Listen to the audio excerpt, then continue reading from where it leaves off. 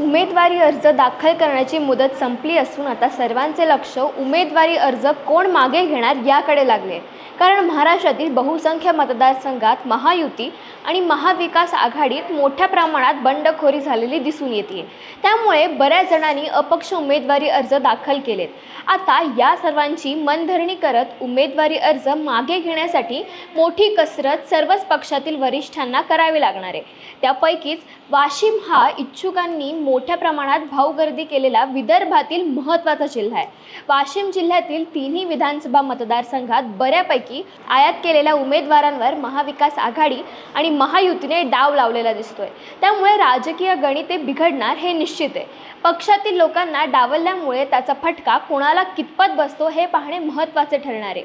असो, वाशिम जिल्ह्यातील तीनही विधानसभा मतदारसंघाचा निकाल काय लागू शकतो, रिसोड, वाशिम, कारंजा या मतदारसंघात मतदार कुणाच्या माथी गुलाल लावू शकतात, कोण आघाडीवर कोण पिछाडीवर याचाच घेतलेला अंदाज आपण या व्हिडिओच्या माध्यमातून बघणार आहोत। व्हिडिओ शेवटपर्यंत बघा आणि नंतर आपलाही राजकीय अंदाज आम्हाला कमेंट्सच्या माध्यमातून नक्की कळवा।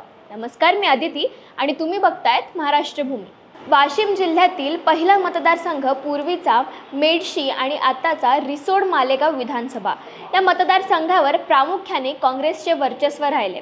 विद्यमान आमदार अमित झनक यांच्या रूपाने तिसरी पिढी राजकारणात यशस्वी होताना दिसते। यंदाही काँग्रेसने त्यांनाच तिकीट दिले। मागील निवडणुकीत अपक्ष उभे असलेले माजी खासदार अनंतराव देशमुख यांच्यावर त्यांनी निसटता विजय मिळवला होता। वर्षभरापूर्वी अनंतराव देशमुख यांनी भाजपाची वाट धरली। त्यांनी या जागेवर दावाही केला होता, परंतु शिवसेनेने दावा करत ही जागा आपल्याकडे खेचून घेतली। शिंदे गटाकडून लोकसभा निवडणुकीत पराभूत झालेल्या विधान परिषद आमदार भावना गवळी यांना तिकीट दिले आहे। त्यामुळे महायुतीत अंतर्गत गटबाजी चव्हाट्यावर आली आहे। अशातच अनंतराव देशमुख यांनी अपक्ष उमेदवारी अर्ज दाखल केलाय। मतदारसंघात त्यांची स्वतःची मजबूत वोट बँक असून भाजप जिल्हाध्यक्ष श्याम बडे हे देखील त्यांना पाठिंबा देऊ शकतात। गत निवडणुकीत 3 नंबरची मते घेणाऱ्या वंचित बहुजन आघाडीने प्रशांत गोळे यांना उमेदवारी दिली असून त्यांनी उमेदवारी अर्जही दाखल केलाय। विद्यमान आमदार अमित झनक यांच्या विरोधात मतदारसंघात अँटी इन्कम्बन्सी असून नुकत्याच झालेल्या लोकसभा निवडणुकीत या मतदारसंघातून महायुतीच्या उमेदवारास लीड मिळालं होतं। तिकीट वाटपावरून महायुतीतील अंतर्गत धुसफूस निवडणुकीत भावना गवळींना महागात पडू शकते। अशात मागील निवडणुकीतील पराभवाचा वचपा काढण्यासाठी अपक्ष म्हणून उभे असलेले माजी खासदार अनंतराव देशमुख हे रिसोड मालेगाव मतदारसंघातून बाजी मारू शकतात। वाशिम जिल्ह्यातील दुसरा मतदारसंघ आहे वाशिम मंगरुळपीर विधानसभा। हा विधानसभा मतदारसंघ वाशिम यवतमाळ लोकसभा मतदारसंघात मोडतो। मतदार अनुसूचित जातीसाठी राखीव आहे। भाजपचे लखन मलिक यांनी या मतदारसंघातून 4 वेळेस प्रतिनिधित्व केले आहे। 2019च्या निवडणुकीत त्यांनी वंचित बहुजन आघाडीच्या सिद्धार्थ देवळे यांचा पराभव केला होता, परंतु यंदा त्यांचे तिकीट कापण्यात आले। तिकीट वाटपात डच्चू मिळाल्याने त्यांना अश्रू अनावर होताना आपण सर्वांनी पाहिले। भाजपने येथे भाजपच्या अनुसूचित जाती मोर्चाचे सचिव श्याम खोडे यांना उमेदवारी घोषित केली आहे। त्यामुळे आता लखन मलिक काय भूमिका घेतात हे पाहणे महत्त्वाचे ठरणार आहे। सोबतच तिकीट नकारल्याने भाजपकडून इच्छुक असलेले राहुल तुपसांडे यांची देखील भूमिका निर्णायक असणार आहे। तर महाविकास आघाडीत ठाकरे गटाकडून डॉक्टर सिद्धार्थ देवळे मैदानात असतील। त्यांनी नुकताच वंचित बहुजन आघाडीतून शिवसेना उद्धव बाळासाहेब ठाकरे पक्षात प्रवेश केला। गत निवडणुकीत देवळे यांना 72,464 मतं मिळाली होती। ठाकरे गटाकडून इच्छुक असलेले राजा भैया पवार यांनी देखील नुकताच अपक्ष उमेदवारी अर्ज दाखल केला। नुकत्याच पार पडलेल्या लोकसभा निवडणुकीत ठाकरे गटाच्या खासदार संजय देशमुख यांना त्या मतदारसंघातून तब्बल 40,000 मतांची आघाडी होती। या सर्व गोष्टींचा विचार करता भाजपने जरी उमेदवार बदलला असला तरी त्याचा फटका महायुतीला बसू शकतो। त्यामुळे भाजपची ही जागा डेंजर झोनमध्ये असल्याचे दिसून येते।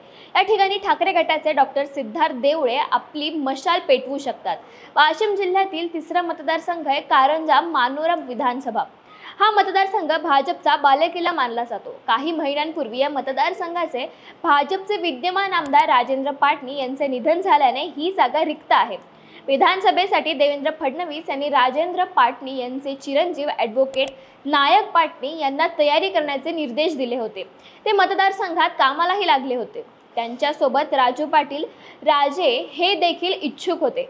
परंतु भाजपने यांना स्पेशल डावलत अजित पवारांच्या राष्ट्रवादीतून आलेल्या आणि कारंजा कृषी उत्पन्न बाजार समितीच्या सभापती असलेल्या सई डहाके यांना उमेदवारी दिली आहे। त्या कोरोना काळात निधन झालेल्या माजी आमदार प्रकाश डहाके यांच्या पत्नी आहेत। माजी खासदार बाबासाहेब दाभेकर यांचे सुपुत्र सुनील दाभेकर यांची भूमिका देखील या मतदारसंघात महत्त्वाची असणार आहे। तिकीट न मिळाल्याने नाराज झालेले राष्ट्रवादी काँग्रेस अजित पवार गटाचे जिल्हाध्यक्ष युसुफ सेठ पुंजानी यांनी देखील आपला उमेदवारी अर्ज दाखल केलाय। तर दुसरीकडे नायक पाटणी यांना भाजपकडून उमेदवारी न मिळाल्यामुळे त्यांनी कमळाची साथ सोडत नुकतीच तुतारी हातात घेतली आहे। त्यांना शरद पवारांनी उमेदवारी देखील जाहीर केली आहे। त्यामुळे मतदारसंघात आता चांगली चुरस बघायला मिळणार आहे। लोकसभा निवडणुकीत ठाकरे गटाचे संजय देशमुख यांना या विधानसभा मतदारसंघातून 21,000 मतांची लीड होती। त्यामुळे मतदारसंघात महाविकास आघाडीसाठी पोषक वातावरण असल्याचं बोललं जात आहे। महाविकास आघाडीतील इच्छुकांची मनधरणी करत सर्वांनी ताकद लावल्यास या मतदारसंघातून राष्ट्रवादी काँग्रेस शरदचंद्र पवार पक्षाचे उमेदवार नायक पाटणी आघाडीवर राहू शकतात। वाशिम जिल्ह्यातील या संपूर्ण घडामोडींचा आढावा घेतल्यास महायुती आणि महाविकास आघाडीतील अंतर्गत नाराजी नाट्यामुळे मत विभाजनाचा फायदा कुणाला मिळतो हे निवडणूक निकालात कळणारच आहे। आमचा अंदाज कसा वाटला आणि वाशिम जिल्ह्यातील तीनही विधानसभा मतदारसंघाचा निकाल काय लागू शकतो याबाबत तुमची मतं काय आम्हाला कमेंट्समध्ये नक्की कळवा। धन्यवाद।